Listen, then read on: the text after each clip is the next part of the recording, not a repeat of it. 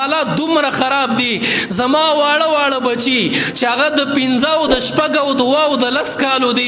والله یو قسم ګډا هغه کوي والله د هغې ګډا وګوره د هغې موسیقي ته ګډېدل وګوره حیران بشي جړا به درشي الله دا د امت مسلمه بچی دی الله دا په مسلمانه کور کې پیدا دی الله دا په مسلمانه معاشره کې پیدا دی پلار ورته ناست دی تره ورته ناست دی مشر ورته ناست دی خدا لس کلن اته کلن بچې هغه ګډا کوي پلار دې له داد ورکوي پلار وله زنده‌باد وی پلار یې د سینې سره راجوختی پلار یې ښکلی زما مشره د بچي دا تربیت نه دی قرآن وی قو انفسکم و اهلیکم نارا دا خپل بچیم د جهنم نه بچ کوي ځانم د جهنم نه بچ کوي زما پیغمبر پاک فرمایي خپل بچو له وکلنۍ کې د مونځ تعلیم ورکا د مونځ تربیت وله ورکا چې 10 کالو ته ورسیږي هغه جومات ته روان کا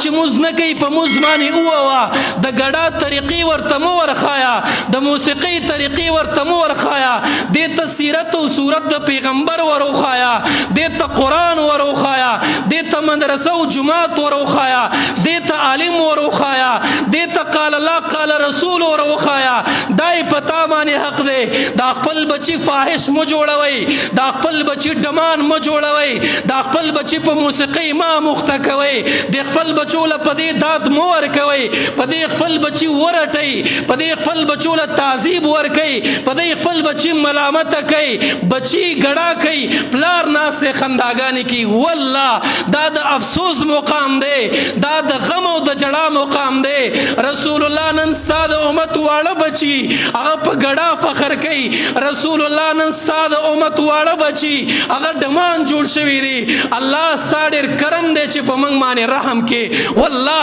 نن د دې فیسبوک او د دې یوټیوب په وجه باندې واړه واړه ماشومان په ګډا باندې سر دي او خپل پیغمبر او خپل دین هغه د ابوبکر صدیق طریقه د عمر فاروق طریقه د عثمان ذوالنورین طریقه د حیدر کرار طریقه د صحابو طریقه پاتې ده سیرت صورت پاتې دی د هغې تاریخ پاتې دی د خپل بچو ته د امت مسلمه تاریخ وروښایې دې ته تیراندازي وروښایې دې له جذبه د اسلام وروښایې دې ته جذبه د قرآن وروښایې دې ته د ګډا چلونه مه ورښایې دې ته د موسیقۍ چلونه مه ورښایې او په دې باندې نازم مه کوئ سبا به تم پې خفئ سبا به تم رسوای او دا بچی به دې په قوم کې په ډم او په فنکار او په غلط کس باندې یادېږي خدا را دې نه ځان وساتئ